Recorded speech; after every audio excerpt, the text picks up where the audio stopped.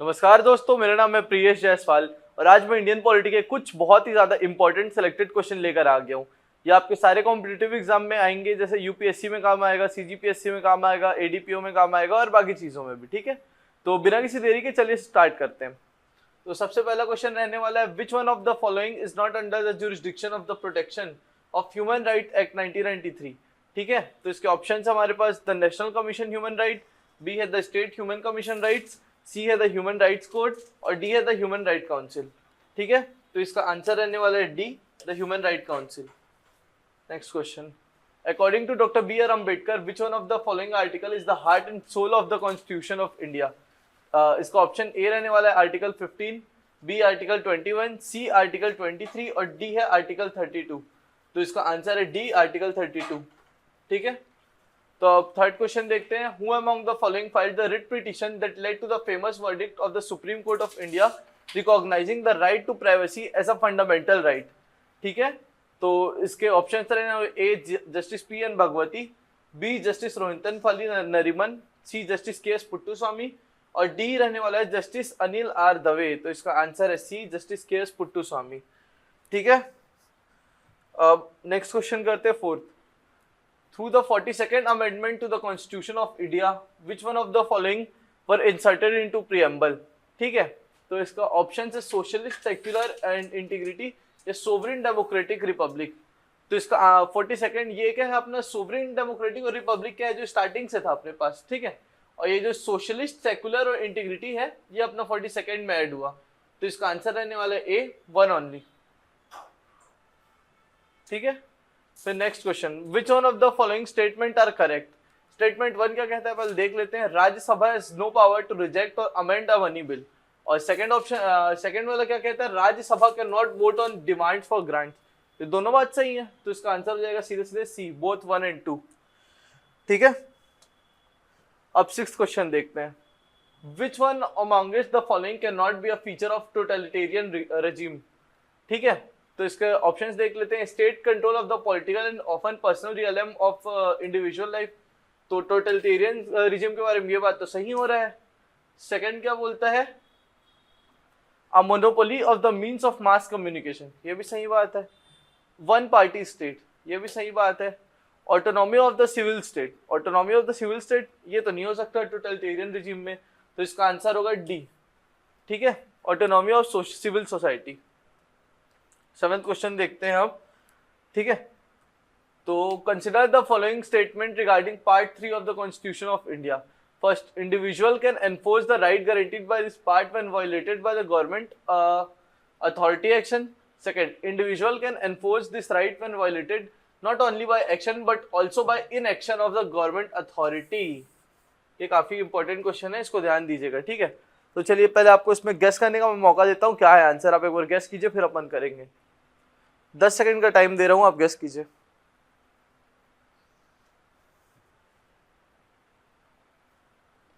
हो गया 10 सेकंड, चलो बताता हूं इसका आंसर पे। तो पहली बात बोल रही है, individual can enforce right guaranteed by this part when violated by the government authority action. अगर किसी गवर्नमेंट अथॉरिटी एक्शन के कारण किसी का fundamental rights, sorry fundamental right नहीं लिखा है, राइट जो है वायलेट होता है, तो फिर क्या बोलते हैं, वो पार्ट 3 में आता है, क्योंकि पार्ट 3 हमारे किसके बारे में बात करता है, फंडामेंटल राइट के बारे में बात करता है। ठीक है, गवर्नमेंट के एक्शन के कारण अगर फंडामेंटल राइट हमारा वायलेट हो रहा है तो हम लोग जाके इसका क्या बोलते हैं, रेमेडी सीख कर सकते हैं। तो हाँ, कर सकते हैं। और उसका सेकंड बोलते हैं, individual can enforce this right when violated by not only action but also in action of government authority. ना ही सिर्फ एक्शन, अगर इन एक्शन बिना कुछ गवर्नमेंट अथॉरिटी के किए भी अगर वो हो गया, मतलब हमारा वायलेट हो गया जो राइट है, तो हम उसके लिए भी हम राइट एनफोर्स कर सकते हैं। तो हाँ, कर सकते हैं। तो इसका आंसर होगा सी, बोथ 1 and 2। ठीक है, अब next question, which of the following statement with respect to the right to have a legal aid is are correct. तो इसका फर्स्ट होने वाला है, under the constitution it is given under the directive principle of state policy, सही बात है। It is the duty of the police to inform the nearest legal aid committee immediately after arresting a person, ये भी सही बात है। तो इसका आंसर होगा C, both 1 and 2। Ninth question, which one among the following is not the correct as per article 14 of the constitution। Article 14 क्या बोलता है, इक्वालिटी के बारे में। ठीक है, तो क्या है, चलिए पढ़ते हैं इसके options. A, equality before the law is guaranteed to citizen of India only. ठीक है। It is it secures for, ये एक्चुअल में सिटीजन्स और नॉन सिटीजन्स दोनों को अवेलेबल होता है। ठीक है, तो ये वाला ऑप्शन तो हमारा ठीक है। आगे बढ़ते हैं। It secures for any person equal protection of law within the territory of India. C, the state shall not deny to any person equality before the law within territory of India. और D, the state shall not deny to non citizen equality before the law within the territory of India. तो इसका answer क्या होगा, कौन सा इसमें से incorrect है इसके बारे में? तो इसका आंसर होगा 9 का A, equality before the law is guaranteed to citizens of India, क्योंकि ओनली यहाँ पे लिख दिया ना, एक्सट्रीमिस्ट वर्ड लिखा है ओनली। और ये क्या होता है, citizens as well as non citizen जो इंडियन टेरिटरी में है उनको मतलब होता है। ठीक है, तो 9th का आप समझ के अब नेक्स्ट क्वेश्चन की तरफ चलते हैं, 10th की तरफ। Which article prohibits forced labor like beggar and human trafficking but permits compulsory service for public purpose? कौन से में है? तो सिंपल हम डायरेक्ट बता सकते हैं, आर्टिकल 23 में है। ठीक है, फिर क्वेश्चन नंबर आ जाते हैं 11 में। In which case did the Supreme Court issue detailed guidelines directions for the protection of arrested person? जो हमारा अरेस्टेड पर्सन है उसके क्या बोलते हैं, उसको प्रोटेक्शन के लिए कौन सा क्या बोलते हैं अपना सुप्रीम कोर्ट ने वो जारी किया था जजमेंट, कौन से केस में। ठीक है, तो ये इंपॉर्टेंट हो जाएगा, detailed guideline for the protection of arrested person, ये चीज। ठीक है, तो इसका ऑप्शंस देख लेते हैं। A, D K Basu versus state of West Bengal. B रहने वाला है Lalita Kumari versus state of UP. ठीक है, सी रहने वाला है Rudul Shah versus state of Bihar. D, Paramanand Katara versus union of India. तो इसका आंसर क्या होने वाला है, इसका आंसर होने वाला है A, D K Basu versus state of West Bengal. 12th question. ठीक है, क्या दिया हुआ है, under which section of RTI act 2005 is info protecting to human right violation not exempted for intelligence and security organisation. तो हमारा जो आरटीआई है उसका क्वेश्चन है। ठीक है, तो इसके ऑप्शंस देख लेते हैं। सेक्शन 18, बी है सेक्शन 20, सी है सेक्शन 24 और डी है सेक्शन 26। ठीक है, तो एक बार फिर से आपको मैं 10 सेकंड का टाइम देता हूँ, आप इसका आंसर सोचिए और कमेंट कीजिए, और जैसे ही 10 सेकंड पूरे होंगे मैं इसका आंसर बताता हूँ।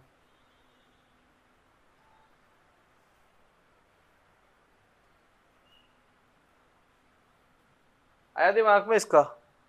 कमेंट अगर आप लोग ने कर दिया तो वीडियो को भी लाइक कर दीजिए। बाकी इसका आंसर होने वाला है सी, सेक्शन 24। ठीक है, नेक्स्ट है, which supreme court decision struck down section 66A of the IT act 2000 as unconstitutional under 19(1)A। ठीक है, तो इसका आंसर क्या रहने वाला है, सबसे पहले Shamsher Singh Verma versus state of Haryana. B रहने वाला है शंकर वर्सेस स्टेट।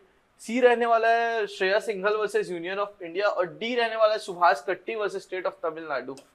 तो इसका आंसर होगा C, Shreya Singhal versus union of India. ठीक है, अब 14th क्वेश्चन देखते हैं। Which is the most accurate definition of the term state as defined in part 3 of the constitution of India. ठीक है, ऑप्शन ए इसका होने वाला है the union government, all state government and all local authorities within the territory of India. चलिए एक हद तक सही है। B, the parliament of India and state legislature, incomplete है। The union government and parliament of India, incomplete है।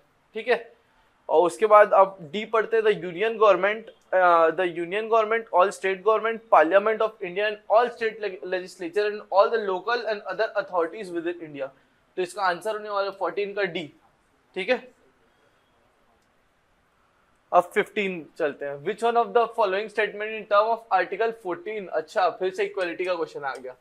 तो इससे क्या समझ में आ रहा है, इक्वालिटी वाला पार्ट है, बहुत इंपॉर्टेंट है, अच्छे से पढ़ लेना। ठीक है, which one of the following statement in terms of article 14 of the constitution of India are correct.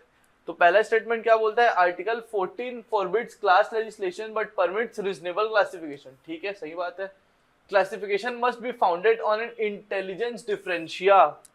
ठीक है, तो क्वेश्चन एक बार और पढ़ ले, आप लोगों को समझाता हूँ। Which one of the following statement in terms of the Article 14 of the Constitution of India are correct? Statement 1 क्या बोलता है, आर्टिकल 14 है वो क्लास लेजिस्लेशन को परमिट करता है लेकिन रीजनेबल क्लासिफिकेशन के साथ। अरे नहीं यार, इसका ना थोड़ा वर्डिंग गलत हो गया है, ठीक है, एक सेकंड इसको अच्छे से पढ़ते हैं एक बार, उसके बाद इसके ऑप्शंस आंसर बताता हूँ आपको मैं। मेन क्या है ना, ये छोटे छोटे जो लिखे हुए हैं ना वर्डिंग्स, इसलिए ना क्लियर समझ नहीं आ रहे, ठीक है, तो इसको नेक्स्ट टाइम से मैं क्या करवाऊंगा, इसको थोड़ा सा बड़ा करा दिया करूंगा, ठीक। क्या लिखा है एक बार और पढ़ लेते हैं। which of the following statement in terms of article 14 of constitution of India are correct, ठीक है।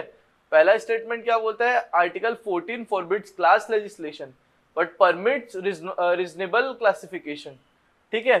जो आर्टिकल 14 है हमारा वो क्लास लेजिस्लेशन को फॉरबिड करता है बट परमिट करता है रीजनेबल क्लासिफिकेशन को, ठीक है। फिर अब क्लासिफिकेशन के बारे में क्या बोल रही है देखिए, classification must be founded on an intelligent, क्या लिखा है, इंटेलिजिबल डिफरेंशिया, ठीक है, समझ में आया। तो अब इसके आंसर्स देख लेते हैं। 1 ओनली, बी है 2 ओनली, सी है बोथ 1 and 2 और डी है नाइदर 1 नॉर 2। तो इसका आंसर आपको क्या लग रहा है, कमेंट कीजिए इसका आंसर आप लोगों को क्या लग रहा है, ठीक है। तो इसका आंसर होने वाला है सी बोथ 1 and 2, ठीक है, ये भी करेक्ट है, दोनों करेक्ट है। 16 which of the following statement about the right to information act 2005 are correct, ठीक है। तो अब ये बोलता है राइट टू इंफॉर्मेशन एक्ट 2005 के हिसाब से कौन से करेक्ट है, ठीक है। First, extend to whole India, सही बात है। Information can be sort from private bodies, देखते हैं।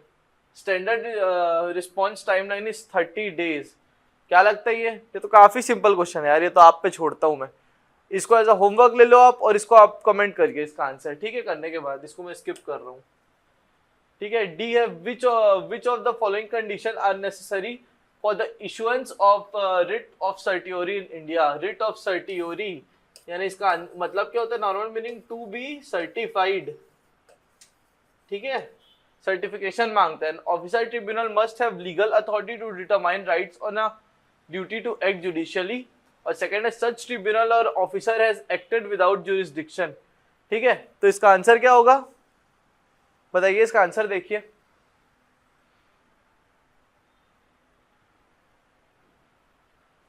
तो दोनों कंडीशन सही होगा ना यार, जरूरी होगा ना, तो इसका आंसर होगा सी बोथ 1 and 2, ठीक है। 18th देखते हैं। By which amendment act was Article 51A relating to fundamental duties inserted into the Constitution, ठीक है। तो इसका तो सीधा सीधा आंसर है 42nd अमेंडमेंट, जिसको हम क्या बोलते हैं, मिनी कॉन्स्टिट्यूशन, ठीक है। तो इसी में ऐड हुआ था। ये अपने जितने भी इसमें लिखे हुए हैं ना, जैसे 85th हो गया, 44th हो गया, इसमें राइट टू प्रॉपर्टी अपना क्या बोलते हैं, डिस्पोज ऑफ हुआ था, मतलब राइट टू प्रॉपर्टी जो है उसको फंडामेंटल राइट से हटाए थे, ठीक है। वैसे ही ये भी अपना सब अलग अलग ना अपना सिग्निफिकेंस कैरी करता है। तो ये ऑप्शंस में जितने लिखे हुए हैं ना, आप ये वाला अमेंडमेंट तो एकदम रट लीजिए, पढ़ लीजिए, नहीं रट लीजिए बोलूंगा इसका तो मैं, ठीक है। आगे बढ़ते हैं, 19 की तरफ बढ़ते हैं, ठीक है। तो in part 4A of the constitution which of the following is not mentioned as a duty of every citizen of India. तो पार्ट 4A में हमारा क्या दिया हुआ है, फंडामेंटल ड्यूटी, ठीक है। इसमें दिया हुआ है हमारा फंडामेंटल ड्यूटी। तो कौन सा इसमें से हमारा विच of the following is not, अच्छा कौन सा मेंशन नहीं है फंडामेंटल ड्यूटी में, ठीक है। To render national service when call upon to do so, ठीक है। To renounce practice derogatory to dignity of, to renounce practices derogatory to the dignity of women, ठीक है। To value and preserve a unitary national culture, to develop the spirit of inquiry and reform। यार इसमें तो सीधा सीधा समझ में आ रहा है ना, इसका ऑप्शन बी होना चाहिए, renounce practices derogatory to the dignity of women। नहीं चलिए इसको एक बार लेकिन अच्छे से पढ़ते हैं, इसका क्या होगा अब आप बताइए। ऐसे में क्या है, कंफ्यूज हो जाते हैं लोग, ठीक है। डायरेक्ट आप renounce practice derogatory of women, तो आपको क्या लगेगा कि ये क्या बोलते हैं डेरोगेटरी वुमेन के बारे में कर रहा है, तो ये चीज नहीं होगा, तो ऐसे में आप कंफ्यूज हो जाएंगे जल्दी। तो एक बार और इसको अच्छे से पढ़िए, फिर इसका ऑप्शन में बताऊंगा, ठीक है।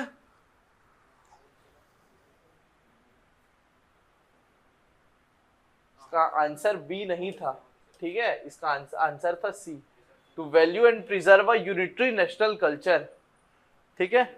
तो नेक्स्ट देखते हैं। Article 19(1) of the constitution of India as it stand amended includes which of the following freedoms? पहला रहने वाला speech of expression, peaceful assembly, acquired dispose property, free movement. ये भी हमारे 19(1) में दिया हुआ है, ये भी दिया हुआ है, ये भी दिया हुआ है। ये तो हमारा नहीं दिया हुआ है, ठीक है।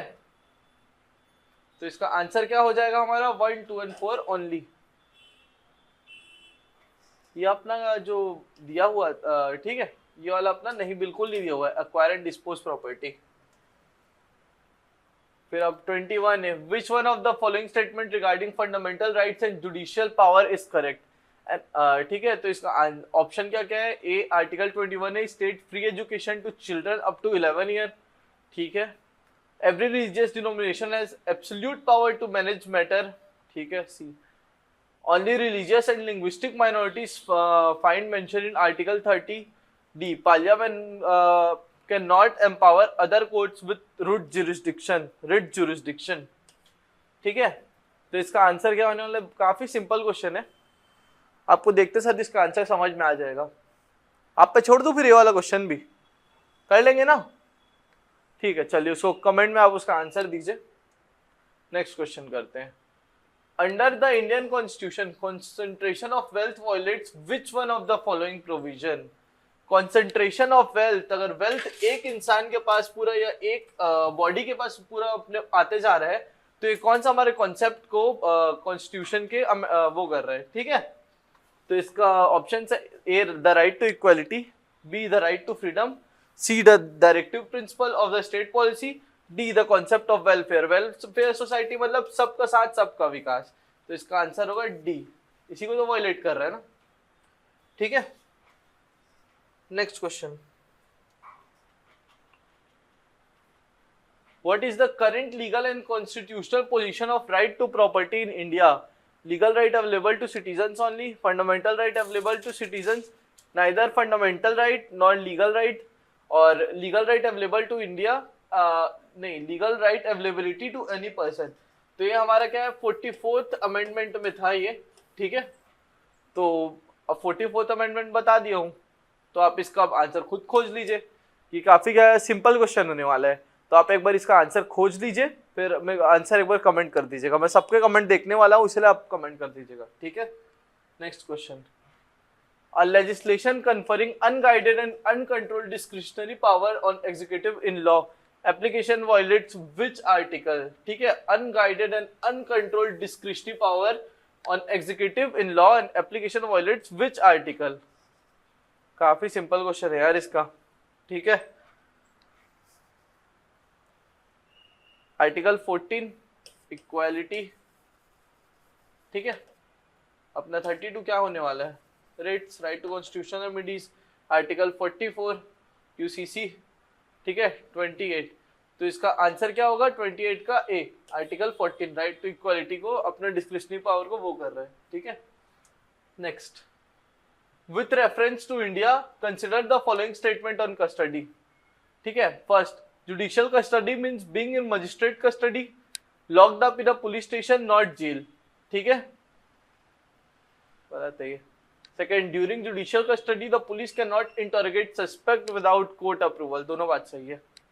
एक मिनट, नहीं, क्या लिखा है? Judicial custody means being in magistrate custody, lockup in a police station, not in a jail, jail में होते हैं, ठीक है। During judicial custody the police can not interrogate suspect without court approval. इसका आंसर बताइए, चलिए 10 सेकंड का time है, इसका आंसर बताइए।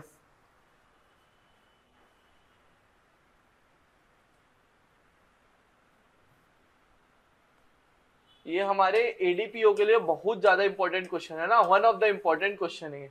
इस टाइप के क्वेश्चन पूछे जाते हैं एडीपीओ में,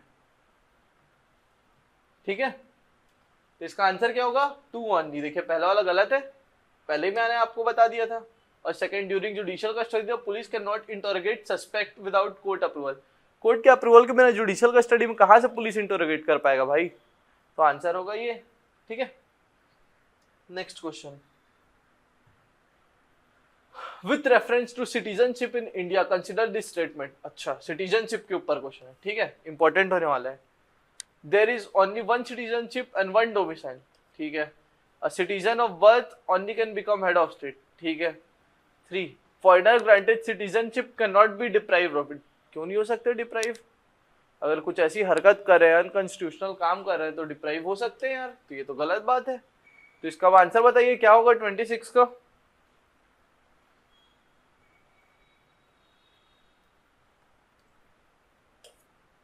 one only, one citizenship, one domicile. ठीक है भाई, क्या दिया हुआ है? अच्छा, इसमें क्वेश्चन पूरा नहीं था, कौन से मतलब इसमें से ना करेक्ट है ये बताना था आपको। ठीक है, ये क्वेश्चन पूरा नहीं था। ठीक है, तो देख लीजिएगा एक बार। Next question, right to privacy is protected as an intrinsic part of right to life and personal liberty under which article of constitution? ठीक है, right to life and personal liberty और राइट टू प्राइवेसी कौन से part में है constitution के? तो इसका आंसर होने वाला सीधा सीधा सी, आर्टिकल 21।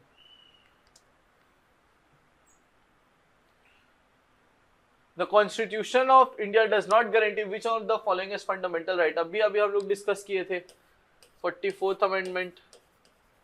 ठीक है, उसमें हटा था राइट टू प्रॉपर्टी।